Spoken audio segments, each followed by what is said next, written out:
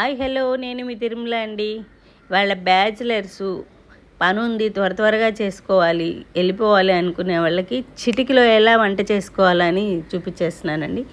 ఒక సైడు ఉప్పు, కారం, పసుపు, వెల్లుల్లి వేసి చికెన్ కొంచెం వాటర్ వేసి పక్క స్టవ్ మీద పెట్టేసాను. అవి ఉడుకుతూ ఉన్నాయి.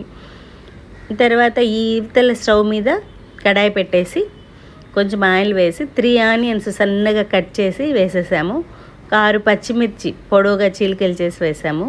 3 టమోటో సన్నగా కట్ చేసి వేసేసాము. ఇవి మగ్గుతూ ఉన్నాయి కదా, చికెన్ అక్కడ ఉడుకుతూ ఉంది. ఇవి బాగా మగ్గి వాటర్ సపరేట్ అయిపోయిందాక ఉంచాలండి. దీంట్లో ఇంకా అల్లం వెల్లుల్లి పేస్ట్ ఏం అవసరం లేదు, అవతల దాంట్లో వేసాం కదా చికెన్లో, అది సరిపోతుంది. ఇది బాగా దగ్గరకు వచ్చిందాక వేయించాలి. ఇదైతే బ్యాచిలర్స్ చిటికలో చేసేసుకోవచ్చు. జ్యూసీగా ఉంటుంది. చపాతీలోకి, జొన్న రొట్టెల్లోకి కూడా సూపర్ ఉంటుంది. రైస్లోకి అయితే ఇంకా అసలు చెప్పనవసరం లేదు. రైస్లో కలుపుకొని తినేసేయచ్చు. డ్రైగా ఉండదు అనమాట, జ్యూసీగా ఉంటుంది. చూడండి, ఆయిల్ సపరేట్ అయిపోయింది కదా. ఇప్పుడు మనం ఉడకబెట్టుకున్న చికెన్ కూడా ఇందులో వేసేద్దాం. ఇవన్నీ స్ప్రెడ్ అవ్వడానికి, మనం చికెన్కి మసాలాలు అన్నీ పట్టడానికి ఏంటంటే కొంచెం వాటర్ వేయాలి. వాటర్ వేసి ఆ వాటర్ ఇంకిపోయిందాక ఉడకబెట్టాలి. మూత పెట్టకూడదండి, ఊరికే మగ్గితే చాలు.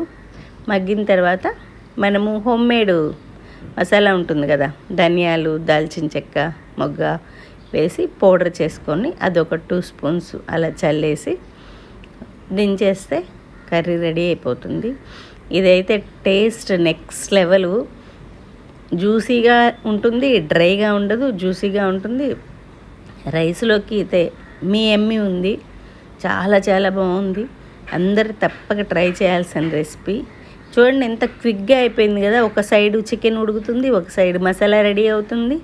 చిటికలో వంట అంటారు చూడండి, అలా అయిపోయింది. కొంచెం కొత్తిమీర జలుపుకొని దింపేసుకున్నామా, అయిపోయింది. Thank you.